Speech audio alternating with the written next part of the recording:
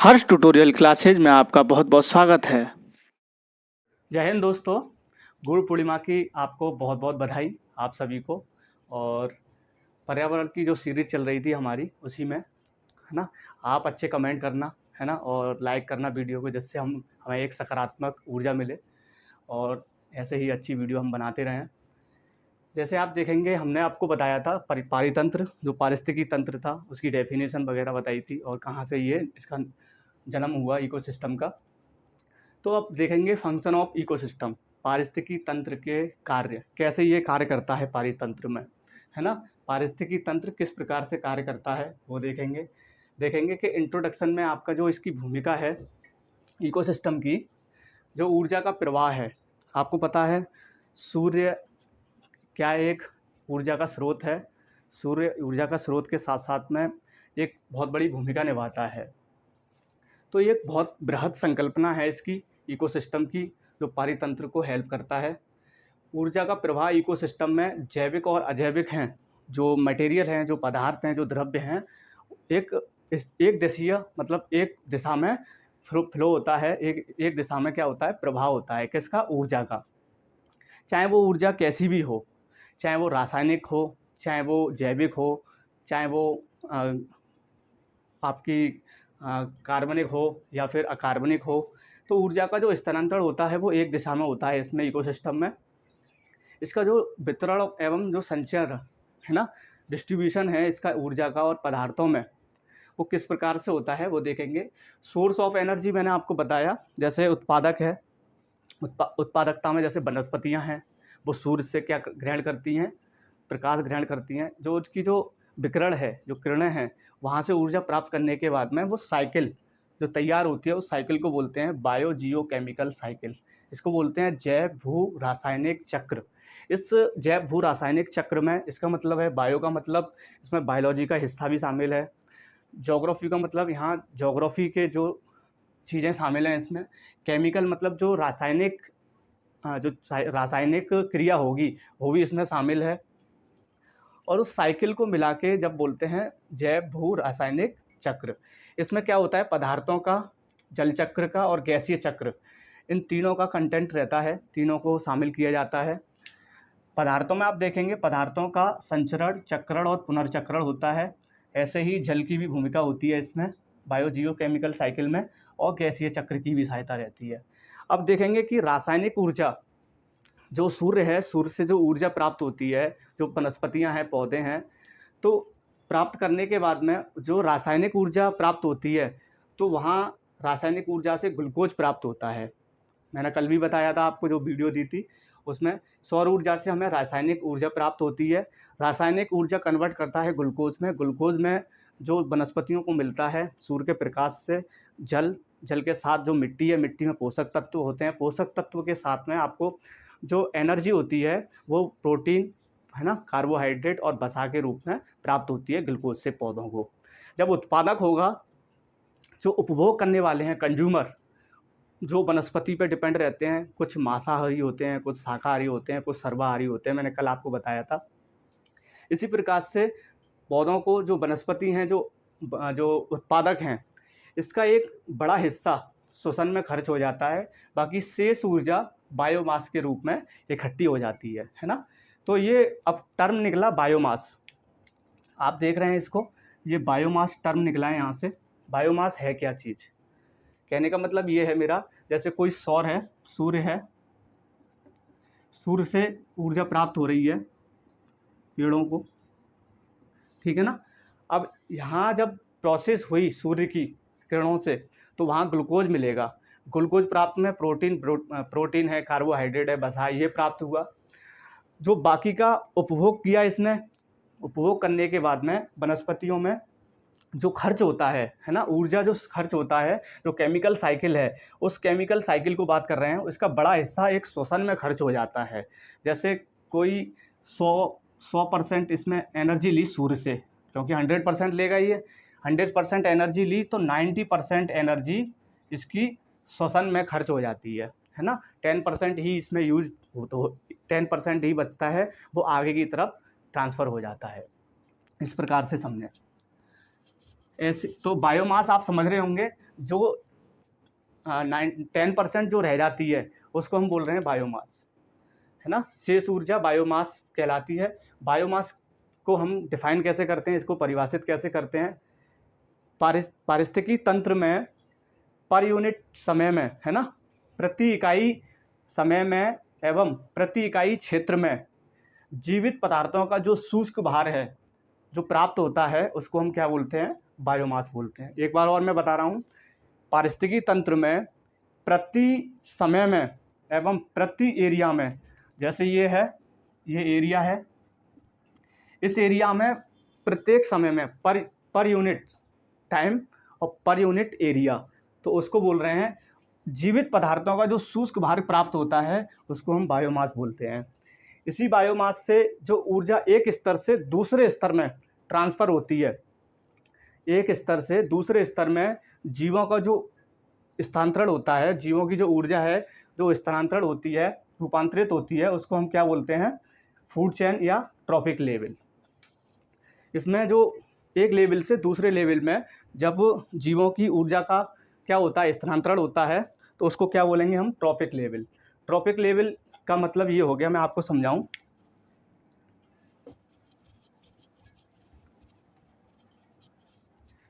जैसे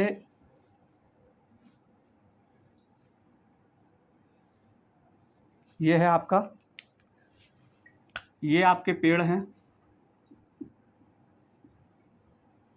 है ना, सूर्य से इनको प्रकाश मिला, ये तो उत्पादक हो गए। उसके बाद में हिरन है, उसके बाद में क्या है आपका, शेर। तो अब एक ही वर्ग के जो जीव होंगे, है ना, एक ही वर्ग के, मतलब पौधे हैं यहाँ पर, इसके बाद में हिरन है, इसके बाद में शेर है। तो ये लेवल चेंज हुआ है, ये जो लेवल चेंज हुआ है इसको बोलते हैं ट्रॉपिक लेवल, है ना। इसको क्या बोलते हैं, ट्रॉपिक लेवल। ट्रॉपिक लेवल में जो चैन बनेगी, श्रृंखला बनेगी, कहने का मतलब जैसे पौधे हैं, ऐसे समझो आप, जैसे घास है या पौधे हैं, उसके बाद हिरन है, उसके बाद शेर है। तो ये क्या एक श्रृंखला है ना, इसी को बोल रहे हैं फूड चेन। फूड चेन को हिंदी में बोलते हैं खाद्य श्रृंखला। खाद्य श्रृंखला है ये आपकी। और लेवल मतलब जो ट्रॉपिक लेवल चेंज हो रहा है, पौधे वनस्पतियों के बाद में फिर शाकाहारी आए, शाकाहारी के बाद जो मांसाहारी हैं, इस तरीके से ट्रॉपिक चेंज हो रहा है, लेवल चेंज हो रहा है, इसको बोलेंगे। उसके बाद में देखेंगे बायोमास में वृद्धि के दर के साथ में उत्पादकता होती है। जहाँ बायोमास अधिक होगा, है ना, बायोमास अधिक होगा, उसकी वृद्धि ज़्यादा होगी बायोमास की, तो वहाँ जो प्रोडक्टिविटी है इकोसिस्टम की वो ज़्यादा होगी। इस तरीके से समझें आप। तो इकोसिस्टम जो पारिस्थितिकी उत्पादकता है, पारिस्थितिकी उत्पादकता में तापमान की मात्रा और सौर ऊर्जा से खाद्य ऊर्जा में जो बदलने की, जो रूपांतरित होने की जो क्षमता होती है, उसको हम बोलेंगे इकोलॉजी प्रोडक्टिविटी। इसको हम मैप के माध्यम से समझाएंगे, है ना, और उदाहरणों के माध्यम से समझाएंगे कि ये है क्या चीज़, इकोलॉजिकल प्रोडक्टिविटी। इकोलॉजिकल प्रोडक्टिविटी में जो फैक्टर हैं, जो काम करते हैं और जो कारण हैं, इनके जो प्रभाव डालते हैं, आपका एक तो रासायनिक कारक है, जैविक कारक है, भौतिक कारक है, अन्य जो भी कारक हैं, सोशल और ऑर्गेनाइजेशन जो भी फैक्टर हैं, इस पर इम्पैक्ट डालते हैं। लेकिन इकोलॉजिकल प्रोडक्टिविटी, पारिस्थितिकी तंत्र में उत्पादकता कैसे अधिक होगी, किसकी, वनस्पतियों की, या फिर जो आपका शाकाहारी हैं, सर्वाहारी हैं, मांसाहारी हैं, कैसे ट्रैप्ड बनेगा, कैसे इकोलॉजिकल प्रोडक्टिविटी ज़्यादा हो सकती है वनस्पतियों की जो उत्पादक हैं, तो वो देखेंगे आप। तो एक इकोलॉजिकल प्रोडक्टिविटी के लिए विश्व स्तर पर एक ईपीओडम, एक वैज्ञानिक रहे ईपीओडम, इन्होंने 3 लेवल दिए, 3 स्तर दिए इनको नापने के, उनको वर्गीकृत किया, बांटा गया है उच्च, मध्य और निम्न। मतलब उच्च पारिस्थितिकीय उत्पादकता, है ना, मध्य पारिस्थितिकीय उत्पादकता और निम्न पारिस्थितिकीय उत्पादकता, ये तीनों हैं। इस तीनों में है क्या चीज़, देखें, उच्च में है आपका, हाई लेवल में है आपका उच्च एवं शीतोष्ण कटिबंध, डेल्टाई क्षेत्र, मैदान और घास का मैदान। ये सारी चीज़ें दी गई हैं, जलोढ़ मैदान तक, जलोढ़ मैदान तक हैं जो हाई इकोलॉजिकल प्रोडक्टिविटी पाई जाएगी। उसके बाद में मध्य है घास का मैदान और झीलीय क्षेत्र, इसमें इससे कम पाई जाएगी इकोलॉजिकल प्रोडक्टिविटी, मतलब पारिस्थितिकी तंत्र में जो उत्पादकता है वनस्पतियों की वो कम पाई जाएगी। ऐसे ही निम्न आप क्षेत्र देखेंगे आर्कटिक और अंटार्कटिका या मरुस्थलीय या गंभीर सागरीय क्षेत्र, इसमें इकोलॉजिकल प्रोडक्टिविटी जो पारिस्थितिकी तंत्र की उत्पादकता है वो बहुत ही निम्न होती है, कम होती है। ये ईपी ओडम साहब ने ये बात बोली कि इस लेवल को बांटा विश्व स्तर पर, और ये जो नियम दिया था इन्होंने बांटने का 1959 में दिया था। इस बात को याद रखना, मैं लिख दे रहा हूँ 1959 में। तो इसके बाद देखेंगे इकोलॉजिकल प्रोडक्टिविटी कहाँ कहाँ ज़्यादा हो सकती है। मैं एग्जांपल के और डायग्राम के माध्यम से आपको समझाऊंगा। जैसे आपका ये पोल है ना, ये इक्वेटर है। अब इक्वेटर पे आप देखेंगे 10 डिग्री नॉर्थ से 10 डिग्री साउथ, 10 डिग्री नॉर्थ से 10 डिग्री साउथ, ये आपका क्षेत्र है। यहाँ पर इकोलॉजिकल प्रोडक्टिविटी ज़्यादा होगी क्योंकि ताप ज़्यादा होता है। आप इस एरिया को देखें, इस एरिया में जैसे आपका इक्वेटर पर जो भी देश होगा वहाँ इकोलॉजिकल प्रोडक्टिविटी ज़्यादा होगी। जैसे जैसे ऊपर ट्रॉपिक लेवल पर ऊपर चढ़ते जाएंगे, आप अक्षांश रेखा के ऊपर चढ़ते जाएंगे तो आप कम होता जाता है। जैसे आपका ये क्षेत्र है न्यूयॉर्क है या वाशिंगटन डीसी है, वाशिंगटन डीसी है, इस जगह पर मान के चलो, जो नॉर्थ अमेरिका है। नॉर्थ अमेरिका के ऊपर जाओगे आप यूरोप है, यूरोप के आप ऊपर जाओगे ग्रीनलैंड वगैरह है, आइसलैंड वगैरह है। तो आप देखेंगे मैंने मान के चलो ए इसको दिया, बी इसको दिया, सी इसको दिया, डी इसको दिया, तो आप इकोलॉजिकल प्रोडक्टिविटी का जो क्रम होगा वो क्या होगा, a greater than b greater than c greater than d. ये इसका इकोलॉजिकल प्रोडक्टिविटी का क्या हुआ, क्रम हुआ। पारिस्थितिकी उत्पादकता सबसे अधिक कहाँ होगी, इक्वेटर पर होगी। उसके बाद में फिर ऊपर चढ़ोगे आप वाशिंगटन डीसी, जैसे आपका जो क्षेत्र पड़ेगा 23.5 डिग्री से ऊपर का। फिर उसके ऊपर जाओगे यूरोप का जो क्षेत्र है आपका 45 डिग्री। फिर उसके ऊपर जाओगे आप, जो पोल है आपका, वहाँ पहुँच जाओगे। तो आप समझ रहे होंगे ये इकोलॉजिकल प्रोडक्टिविटी का ये हुआ। मैं दूसरा एग्जांपल लेता हूँ। जो दूसरा एग्जांपल है, जैसे 20 डिग्री लैटीट्यूड है, ये लिया मैंने, ये 0 डिग्री। अगर 20 डिग्री नॉर्थ से 20 डिग्री साउथ पे हम देखें इस जोन में, है ना, तो इस जोन में आप देखेंगे अगर इस जगह पेड़ लगे हुए हैं, इस जगह है,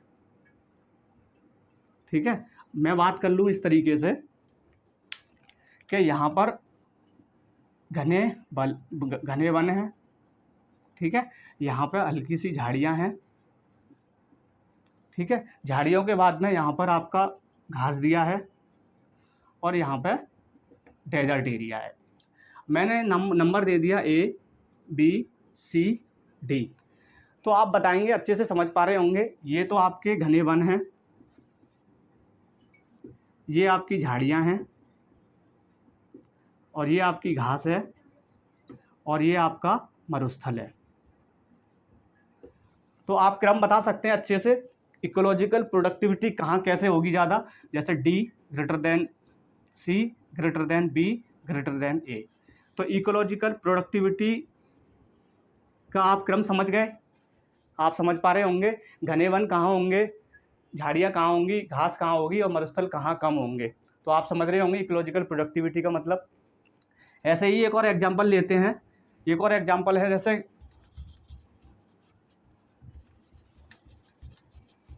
गंगा रिवर लेते हैं, जो आपका मैदानी क्षेत्र है। मैदानी क्षेत्र से गंगा का उद्गम होता है। जैसे ये यहाँ से गंगा का रिवर का उद्गम हो रहा है, ठीक है। तो इस जगह जो उद्गम क्षेत्र है गंगा का उद्गम क्षेत्र, क्योंकि ये गंगा जो है आपको पता है पहाड़ों से निकलती है ना। पहाड़ों से निकलने के बाद में जो आपका ये जलोढ़ क्षेत्र है, मैदानी क्षेत्र है, जलोढ़ मैदान के बाद में ये डेल्टा बनाती है, आपको पता है ये आपका डेल्टा है। तो आप बता सकते हैं कि उद्गम क्षेत्र होगा वहाँ जो पारिस्थितिकी तंत्र की उत्पादकता है वो कम होगी। उसके बाद में जलोढ़ मैदान में फिर उससे थोड़ी अधिक होगी, और डेल्टाई क्षेत्र में सबसे अधिक होगी। आप क्रम देखें, जैसे 1 2 और 3, तो आप क्रम बता सकते हैं 1 ग्रेटर देन 2 ग्रेटर देन 3। यहाँ इकोलॉजिकल प्रोडक्टिविटी अधिक होगी। डेल्टाई क्षेत्र में सबसे अधिक होगी, उससे कम यहाँ, उससे कम उद्गम क्षेत्र पर। आप देख सकते हैं। उसके बाद में जैसे इंडियन कोस्टल रीजन है आपका, देखेंगे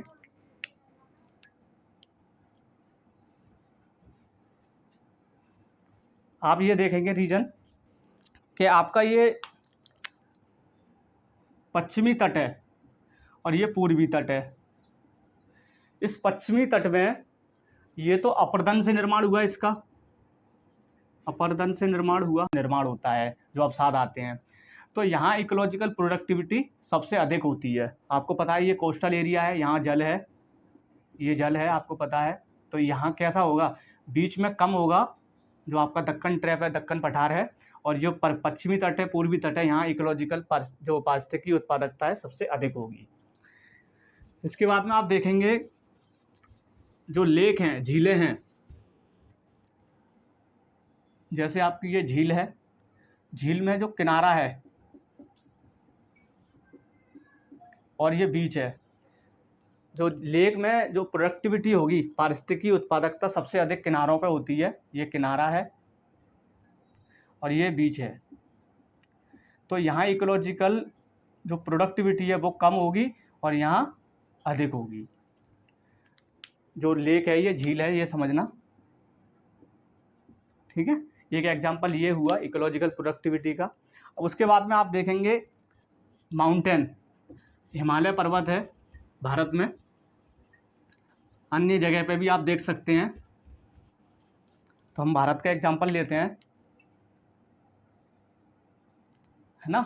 इस हिमालय में आप देखेंगे इस रेंज में, इस रेंज में और इस रेंज में। तो एक तो बृहद हिमालय है ऊपर वाला, बृहद, ये मध्य है और ये आपका शिवालिक। तो जो इसकी ऊंचाई है आपको पता है, इसकी 6000 मीटर मान लें, है ना। और इसकी 3700 से लेके 4500, और इसकी 4500 से 3700 से मोर देन कम, ये मान के चलें। कहने का मतलब ये है, यहाँ पर आपका 1100 से 1200 मीटर का होता है। तो आप देखेंगे कि इकोलॉजिकल प्रोडक्टिविटी, जो पारिस्थितिकी तंत्र की जो उत्पादकता है, जो पेड़ों की, जो वनस्पतियों की जो संख्या है, वो सबसे अधिक कहाँ होगी, माउंटेन पे कम होगी, जो आपका बृहद हिमालय है। उसके बाद में मध्य हिमालय, वहाँ थोड़ी ज़्यादा होगी। और जो शिवालिक हिमालय है, जो आपका उत्तरी क्षेत्र है और नॉर्थ ईस्ट है, वहाँ तक पहुँचता है ये, अरुणाचल प्रदेश, असम वगैरह तक। तो वहाँ इकोलॉजिकल जो प्रोडक्टिविटी है वहाँ ज़्यादा होगी, वनस्पतियों की संख्या वहाँ घना होगा, ठीक है ना। ये आपकी समझ में आया। उसके बाद देखेंगे आप,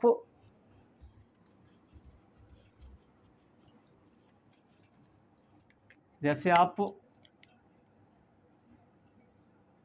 ये क्षेत्र है यहाँ पर और यहाँ पर, इस जगह विंध्याचल है,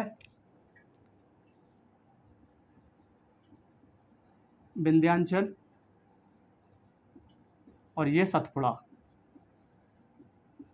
ठीक है। ये विंध्याचल की श्रेणी है और ये सतपुड़ा की है। तो इकोलॉजिकल प्रोडक्टिविटी, पारिस्थितिकी उत्पादकता सबसे अधिक कहाँ होगी, जब हवा आती है। तो जो पहाड़ है ना, विंध्याचल का जो श्रेणी है बहुत लंबी है, ऐसी सतपुड़ा की है। तो आप देखेंगे इस रेंज में जब हवा टकराती है, इस रेंज यहाँ से, तो जो विंध्याचल का दक्षिण क्षेत्र है, विंध्याचल का जो दक्षिणी क्षेत्र है, वहाँ क्या होगी, इकोलॉजिकल प्रोडक्टिविटी ज़्यादा होगी, क्योंकि बारिश सबसे पहले वहाँ होगी। जो आपका उत्तर का क्षेत्र है, विंध्याचल का ऊपर का रीजन है, वहाँ क्या होगी, कम होगी। तो ऐसे समझें आप, विंध्याचल के उत्तर में कम इकोलॉजिकल प्रोडक्टिविटी, विंध्याचल के दक्षिण में, जो दक्षिणी वाला रीजन होगा उसमें प्रोडक्टिविटी ज़्यादा होगी। ऐसे ही सतपुड़ा में देखेंगे आप, यहाँ पे भी यही कारण होगा, क्योंकि हवा टकराएगी नीचे की तरफ सबसे पहले और ऊपर की तरफ बाद में। तो ये रीजन इसका रहा, सतपुड़ा का सेम रीजन है। उसके बाद में आप देखेंगे जो डेजर्ट है, मरुस्थल वाला देखेंगे। जैसे ये आपका रीजन है, ये 0 डिग्री है ना, विषुवत रेखा है। इसके बाद देखेंगे ये है ना 10 डिग्री से 10 डिग्री नॉर्थ से 10 डिग्री साउथ। फिर उसके बाद में ये रीजन है आपका 30 डिग्री से 45 डिग्री। फिर उसके बाद में ऊपर का रीजन है ये, ऐसे ही नीचे वाला रीजन है ये मान लो। तो मैं इस रेंज की बात कर रहा हूँ, 30 डिग्री से 45 डिग्री, 30 डिग्री से 45 डिग्री। ये सब ट्रॉपिकल रीजन होता है, डेजर्ट एरिया होता है यहाँ। डेजर्ट एरिया इसलिए है क्योंकि यहाँ सब ट्रॉपिकल एंटी साइक्लोन बनता है। मैंने बताया था जो हवाएं हैं वो शुष्क हो जाती हैं, ड्राई हो जाती हैं, जो चलती हैं। मैंने इससे पहले एक वीडियो दिया था, मैं डिस्क्रिप्शन में लिंक दे दूँगा, कि मैंने बताया था कि एंटी साइक्लोन क्यों बनता है, इसका रीज़न क्या होता है। क्योंकि पश्चिम में जो ठंडी जल धाराएँ हैं वो बहती हैं, ठंडी जल धाराएँ बहने के चक्कर में यहाँ पर क्या ड्राई एरिया रहता है, बरसात नहीं हो पाती है क्योंकि टेम्परेचर कम रहता है। तो ये रीजन रहता है, ये डेजर्ट एरिया है, आप याद रखना इसको। तो यहाँ इकोलॉजिकल प्रोडक्टिविटी कैसी होगी, कम होगी, ऐसे ही इस रीजन में कम होगी। उसके बाद में आप देखेंगे जो अफ्रीका का एरिया है,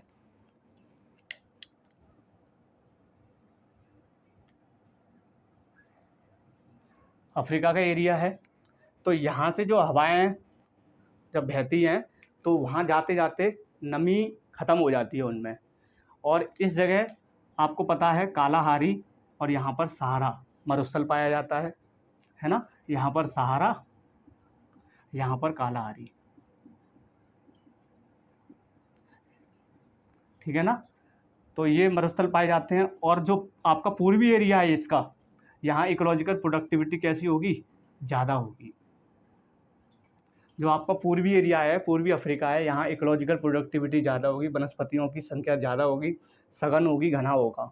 इधर आपका डेजर्ट एरिया रहता है क्योंकि ड्राई हो जाती है जो हवाएं होती हैं, जो हवाएं चलती हैं। इस प्रकार से आप देखेंगे इक्वेटर है आपका,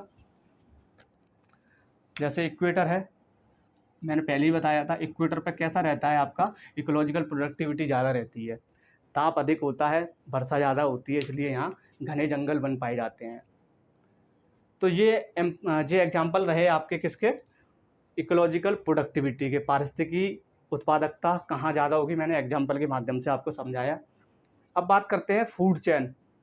फूड चेन में आप देखेंगे 2 प्रकार से होती है। फूड चेन है क्या, मैंने आपको बताया, एक ही वर्ग के जो जीव होते हैं दूसरे वर्ग में जो श्रृंखलाबद्ध रूप से उनका ऊर्जा का स्थानांतरण होता है, उसको हम फूड चेन बोलते हैं। ये 2 प्रकार से होती है, ग्रेजिंग मतलब चारण, इसको हिंदी में देखते हैं, इसको चारण फूड चेन बोलते हैं, मतलब खाद्य श्रृंखला। इसको बोलते हैं डेट्रिटस मतलब अपरद।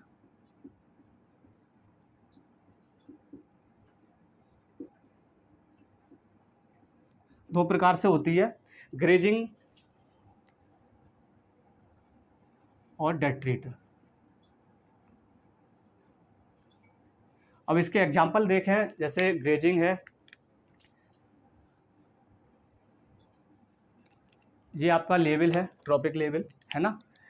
इसमें देखें आप, जैसे ये पेड़ हैं, ये आपका हिरन और ये आपका शेर। मैं आपको बता दूं, जो ट्रॉपिक लेवल हैं, जब हम पिरामिड पढ़ेंगे इसके बाद में फूड खाद्य जाल पढ़ेंगे, खाद्य जाल के बाद में जो अनुक्रमण है, सक्सेशन की वगैरह है, उसके बाद में जो लेवल है पिरामिड वगैरह भी पढ़ेंगे, किसका पिरामिड, संख्या पिरामिड कैसा बनता है, बायो पिरामिड कैसा बनता है, वो उसके बाद में बताएंगे। तो ट्रॉपिक लेवल 3, 4 या 5 इस लेवल ही तक ही जा सकता है, क्योंकि लिंडमैन साहब ने, जो एक विचारक थे, साइंटिस्ट थे, उन्होंने ट्रॉपिक लेवल का एक वो दिया था, लिंडमैन साहब ने 10% ऊर्जा का जो नियम है वो लिंडमैन साहब ने दिया था कि ऊर्जा का स्थानांतरण होता कैसे है। इसके बाद वही टॉपिक आएगा, उसको भी बताएंगे। देखेंगे आप ग्रेजिंग, जो चारण है ना, खाद्य श्रृंखला है, पौधे हैं, वनस्पतियां हैं, वनस्पतियों से हिरन जो शाकाहारी है, शाकाहारी से शेर जो बाघ है ना। तो यहाँ से क्या चेंज हो रहा है आपका, ये तो ट्रॉपिक लेवल हुआ। और जो ये श्रृंखला है, एक सीधी श्रृंखला चल रही है, पौधे मतलब शेर हिरन को खाएगा, हिरन आप क्या खाएगा, पेड़ पौधे खाएगा। ऐसी डेट्रिटस देखेंगे आप,